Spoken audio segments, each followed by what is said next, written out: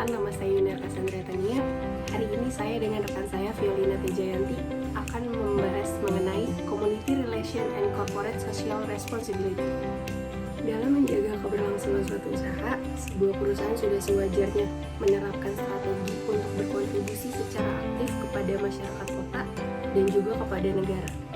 Strategi yang diterapkan ini tentunya dapat menciptakan masyarakat yang akan bersedia dalam mendukung perusahaan dalam berbagai bentuk.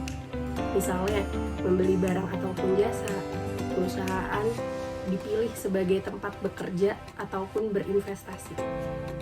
Perusahaan dengan masyarakat tidak ubahnya bagaikan hubungan antar manusia. Maka dari itu, perusahaan perlu menjalin dan mengelola hubungan baik dengan komunitas secara berkualitas. Apabila perusahaan menutup diri dari masyarakat atau lingkungan sekitar, maka risiko yang akan diterima perusahaan itu sendiri menjadi bahan pembicaraan. Permusuhan karena kurangnya pemahaman dari lingkungan terhadap perusahaan yang nantinya akan berpengaruh besar terhadap citra dan reputasi suatu perusahaan. Lalu berikutnya kita masuk ke community relations. Menurut Iriantara, komunitas sebagai sekumpulan individu yang mendiami lokasi tertentu dan biasanya terkait dengan kepentingan yang sama, dan menurut Ranger, komunitas merupakan sekumpulan orang yang saling berbagi masalah, perhatian, atau kegemaran terhadap suatu topik dan memperdalam pengetahuan serta keahlian mereka dengan saling berinteraksi secara terus-menerus. menurut Rukmito, sebuah komunitas merupakan kombinasi dari tiga hal utama, yaitu satu, ruang lingkup, di mana ruang lingkup sebagai dasar yang mengidentifikasi sebuah komunitas, juga mengilhami anggota untuk berbagi pengetahuan, mengemukakan ide. Tanpa adanya ruang lingkup, komunikasi hanyalah sekumpulan orang. 2. Anggota. Jika sebuah komunitas memiliki anggota yang kuat, maka dapat membantu meningkatkan interaksi dan hubungan yang didasari oleh saling menghormati dan kepercayaan. Dan yang ketiga yaitu praktis, merupakan sekumpulan kerangka, ide, alat, informasi, gaya, bahasa, sejarah, dan dokumen yang dibagi oleh sesama anggota komunitas. Jika ruang lingkup merupakan yang menjadi fokus sebuah komunitas, maka praktis merupakan pengetahuan spesifik yang dikembangkan, disebarkan, dan dipertahankan. Keberhasilan praktis bergantung dari keseimbangan antara gabungan aktivitas dan hasil dari aktivitas tersebut, seperti dokumen atau alat. Community relation atau hubungan komunitas adalah upaya aktif yang dilakukan oleh korporasi dalam membangun dan memelihara hubungan baik dengan masyarakat tempat mereka beroperasi. Prinsip yang mendasari community relation bahwa ketika sebuah perusahaan menerima tanggung jawab sipilnya dan mengambil minat aktif dalam kesejahteraan komunitasnya, maka ia memperoleh sejumlah manfaat jangka panjang dalam hal dukungan masyarakat, loyalitas, dan niat baik.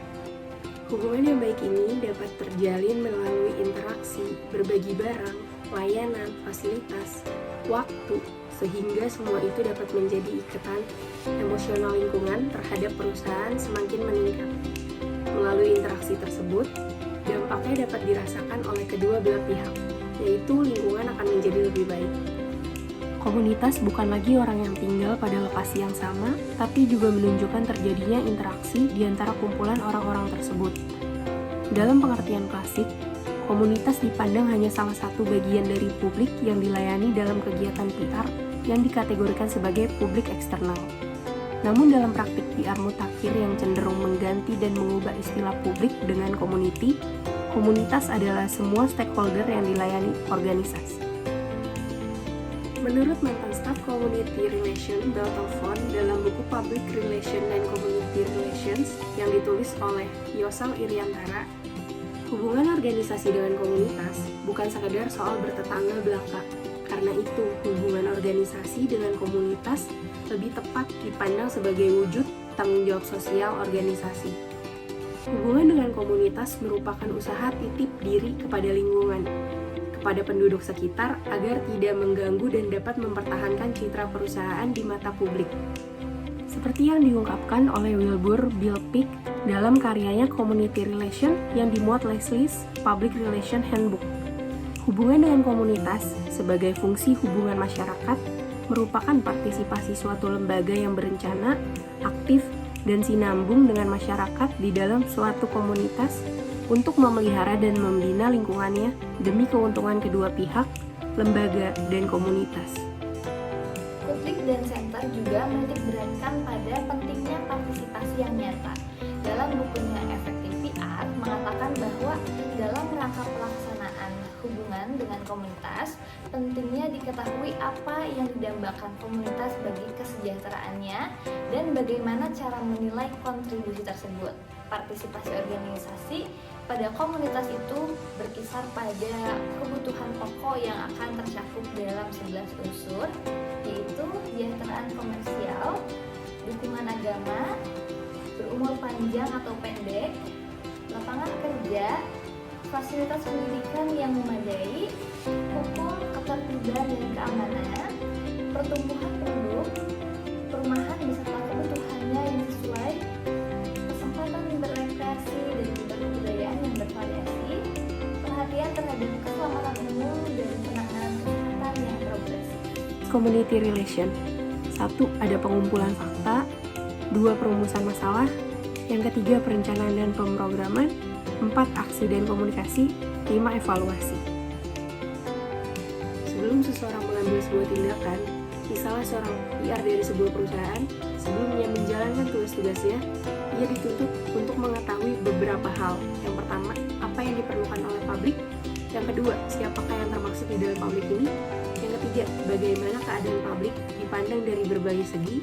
Yang keempat, mengapa publik bersikap apatis, menentang, dan sebagainya. Lalu, berdasarkan fakta-fakta ini, PR membuat rencana tentang apa yang akan dilakukan atau apa yang harus dilakukan dalam menghadapi problema yang ada. Selanjutnya yaitu program Community Relation dilaksanakan untuk mencapai beberapa tujuan dan menurut Kutlik, Center, dan Room yaitu 1. Memberikan informasi pada komunitas tentang organisasi itu sendiri, produk yang dihasilkan, pelayanan yang diberikan, serta aktivitas yang dilakukan. 2. Meluruskan kesalahpahaman dan menanggapi kritikan publik disertai upaya menggalang dukungan dan opini yang positif. 3. Mendapatkan dukungan secara hukum yang akan mempengaruhi iklim kerja komunitas. 4. Mengetahui sikap, pengetahuan, dan harapan komunitas. 5. Mendukung sarana kesehatan, pendidikan, rekreasi, dan aktivitas budaya. 6. Mendapatkan pengakuan yang baik dari pemerintah setempat. Dan yang ketujuh, membantu perkembangan ekonomi lokal dengan membeli barang-barang kebutuhan dari wilayah setempat. Dari ketujuh tujuan tersebut, nampak bahwa program Community Relation sesungguhnya tidak hanya masalah perbaikan ekonomi, namun disertai juga upaya pemberdayaan akses informasi dan komunikasi. Juga perlu ditekankan bahwa harapan komunitas terhadap organisasi tidak hanya sesuatu yang berbentuk fisik seperti gaji atau lapangan kerja, namun juga intangible atau tidak fisik seperti partisipasi organisasi, keamanan, dan rasa bangga.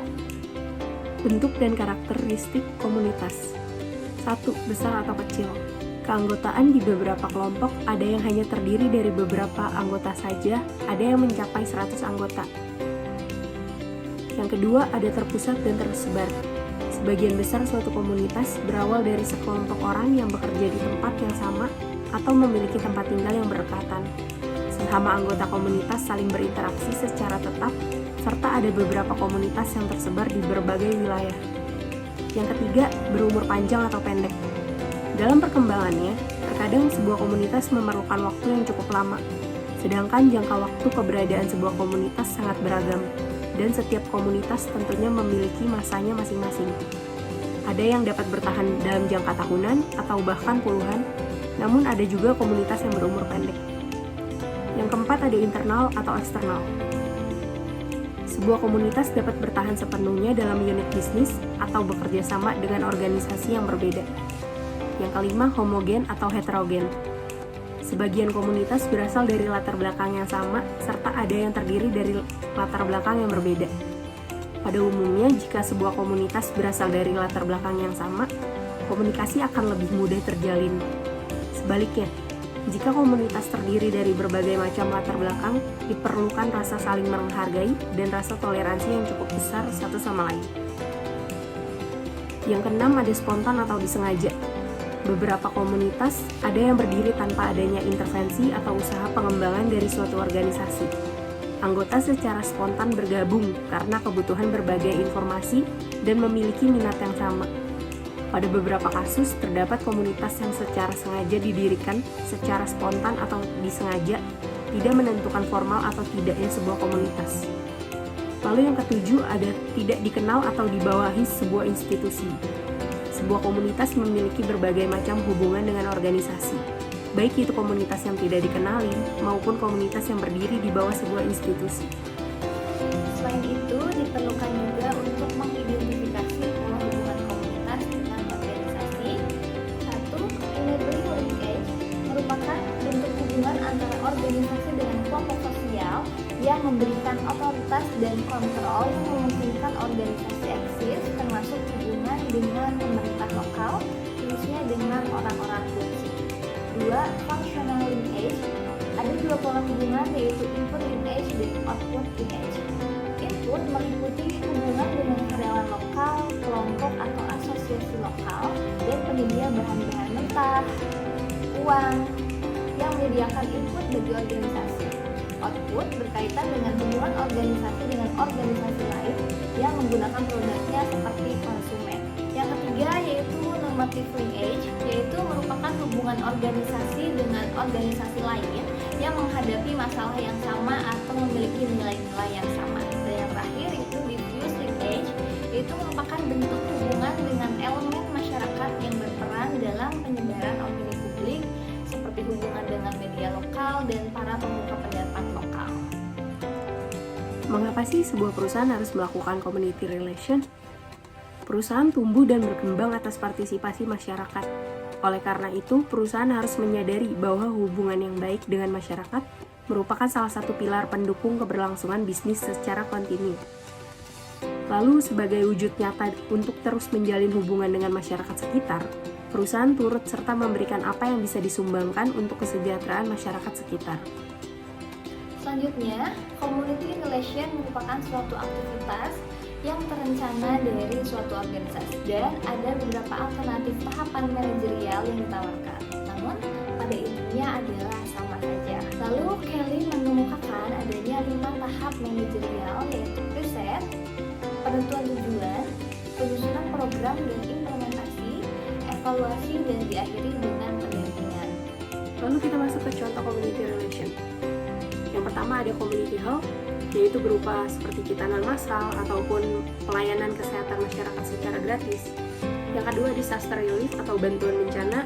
Yang ketiga blood charity atau donor darah. Yang keempat health and clean environment. Yang kelima sponsorship. Selanjutnya yaitu CSR. CSR merupakan upaya dari perusahaan sebagaimana untuk meminimalkan dampak negatif terhadap perusahaan dan memaksimalkan dampak positif, di mana hal ini ditujukan kepada seluruh pemangku kepentingan perusahaan atau stakeholder, baik dalam ranah ekonomi, sosial, lingkungan, agar dapat mencapai tujuan perusahaan, yaitu pembangunan yang berkelanjutan. CSR merupakan tanggung jawab sosial perusahaan kepada para pemangku kepentingan perusahaan untuk berperilaku etis terhadap lingkungan perusahaan berada, serta berusaha meminimalkan dampak negatif dan memaksimalkan dampak positif yang akan diterima perusahaan, di mana mencakup aspek ekonomi, sosial, dan lingkungan atau triple bottom line. Jadi, inti CSR adalah kegiatan korporasi yang juga berkomitmen pada pembangunan sosial ekonomi kawasan secara holistik, melembaga, dan berkelanjutan yang tidak hanya untuk meningkatkan keuntungan perusahaan secara finansial. Corporate Social Responsibility atau CSR. Tujuan adanya CSR adalah supaya perusahaan dapat membagi aktivitas atau kegiatan yang biasa dilakukan perusahaan sesuai dengan norma-norma dan etika yang diterapkan dan ditujukan kepada masyarakat. Juga bertujuan untuk menyebarkan informasi seluas-luasnya sekaligus melaksanakan promosi yang baik terhadap produk yang dihasilkan oleh sebuah perusahaan. Jadi dapat disimpulkan bahwa dilaksanakannya program CSR adalah untuk meningkatkan usia operasional perusahaan dengan melakukan tanggung jawab sosial yang menitik beratkan pada 3 aspek 3P, yaitu People, Planet, and Profit, di mana dalam penerapannya fokus pada pemberdayaan masyarakat yang memang dirancang untuk jangka waktu panjang dan berkelanjutan atau sustainable. Kemudian, Untung menyebutkan bahwa terdapat 10 manfaat dari kegiatan CSR bagi perusahaan, yaitu mempertahankan dan mendongkrak reputasi serta citra brand perusahaan. 2. Mendapat lisensi untuk beroperasi secara sosial. 3. Mereduksi risiko bisnis perusahaan. 4. Melebarkan akses sumber daya bagi operasional usaha. 5. Membuka peluang pasar yang lebih luas. 6. Mereduksi biaya, misalnya terkait dampak pembuangan limbah. 7. Memperbaiki hubungan dengan stakeholder. 8. Memperbaiki hubungan dengan regulator. 9. Meningkatkan semangat dan produktivitas karyawan. Dan yang ke-10 yaitu peluang mendapatkan penghargaan. Hal ini karena ada anggapan dari paham klasik bahwa satu-satunya tindakan yang dapat dilakukan dalam hal tanggung jawab perusahaan adalah memperoleh keuntungan secara sebanyak-banyaknya. Namun, semakin tinggi atau rendah rating implementasi CSR sebuah perusahaan, maka semakin tinggi atau rendah pula nilai profitabilitas yang diperoleh perusahaan. Selain itu, kesukarelaan dan komitmen perusahaan dalam melaksanakan kegiatan CSR akan memberi keuntungan bagi perusahaan dengan meningkatnya reputasi dan citra perusahaan. Bagi masyarakat, manfaat yang diakibatkan oleh CSR adalah kepentingan dan kebutuhan masyarakat dapat dipenuhi oleh perusahaan, sehingga kesejahteraan masyarakat dapat terjamin. Selain itu, kegiatan CSR juga dapat mempererat hubungan antara masyarakat dengan perusahaan pada situasi win-win solution. Sehingga keuntungan yang didapatkan oleh masyarakat yaitu 1. Meningkatkan kesejahteraan masyarakat sekitar dan kelestarian lingkungan. Yang kedua, adanya beasiswa bagi anak kurang mampu yang berada di daerah tersebut. Yang ketiga, meningkatkan pemeliharaan fasilitas umum. Yang keempat, adanya pembangunan fasilitas desa yang diperuntukkan bagi masyarakat yang berada di sekitar perusahaan berdiri. CSR dalam perspektif masyarakat diibaratkan sebagai tanggung jawab perusahaan yang mampu memberikan manfaat serta 15 dampak positif terhadap masyarakat itu sendiri. Dari sisi tanggung jawab ekonomi meliputi mendapatkan keuntungan dari pemegang saham, memperoleh kesempatan kerja atau lapangan pekerjaan, mendapatkan produk yang dibutuhkan oleh masyarakat. Selanjutnya, proses CSR ada 3, yaitu yang pertama ini merupakan proses awal dari perusahaan dalam melaksanakan kegiatan CSR dan mencapai tujuan perusahaan setelah melaksanakan kegiatan CSR, di mana di dalamnya terdiri dari kebijakan, aturan, prosedur, strategi, penganggaran dana untuk proses pelaksanaan kegiatan CSR, dan yang paling penting adalah perencanaan harus dipikirkan secara matang-matang oleh pemangku kepentingan atau stakeholder. Yang kedua yaitu implementasi CSR. Menurut Solihin, sangat diperlukan kondisi-kondisi tertentu yang mampu menjamin terlaksananya program CSR secara baik dan efektif, dan kondisi tersebut antara lain implementasi CSR harus memperoleh persetujuan dan support dari seluruh stakeholder, lalu ditetapkannya pola hubungan di antara pihak-pihak yang terlibat secara jelas, dan yang ketiga yaitu adanya pengelolaan program dengan baik. Dan yang terakhir yaitu pemantauan dan evaluasi. Ini sangat diperlukan untuk mengukur sejauh mana keberhasilan dan pencapaian tujuan dari program CSR, serta untuk memastikan apakah ada penyimpangan selama program dilaksanakan atau tidak yang nantinya akan ada koreksi. Lalu ada tahap evaluasi dengan metode monitoring yang merupakan tahap yang harus dilakukan secara konsisten untuk mengukur tingkat efektivitas program CSR yang terlaksana. Evaluasi harus dilakukan secara baik pada program tersebut, berhasil ataupun gagal, karena tahap inilah yang menentukan apakah program yang terlaksana itu berhasil atau gagal, sehingga dari hasil monitoring dan evaluasi bersama akan menentukan langkah pengambilan keputusan bagi perusahaan. Apakah program ini akan dilanjut, dihentikan, ataupun diperbaiki dengan mengembangkan program yang telah diimplementasikannya. Contoh kegiatan CSR yaitu memperingati World Oral Health Day atau Hari Kesehatan Gigi dan Mulut Sedunia tahun 2023. Unilever Indonesia melalui brand Pepsodent bersama dengan FDI, World Dental Federation, Pengurus Besar Persatuan Dokter Gigi Indonesia, Asosiasi Fakultas Kedokteran Gigi Indonesia, dan Asosiasi Rumah Sakit Gigi dan Mulut Pendidikan Indonesia menggelar kampanye konsultasi gigi sekarang, Gigi Kuat untuk Senyum Indonesia. Kampanye yang diluncurkan di SDN Karet Tengsin 15 Jakarta ini menjadi momen untuk mengedukasi masyarakat menyikat gigi 2 kali sehari, pagi setelah sarapan dan malam sebelum tidur, serta mengawali kebiasaan berkonsultasi ke dokter gigi setiap 6 bulan sekali. Baik, sekian pembahasan dari tim kami mengenai Community Relations dan CSR. Kurangnya materi yang ditampilkan agar menjadi saran dan masukan, serta kelebihannya agar menjadi ilmu yang bermanfaat bagi kita semua. Terima kasih. Wassalamualaikum warahmatullahi wabarakatuh.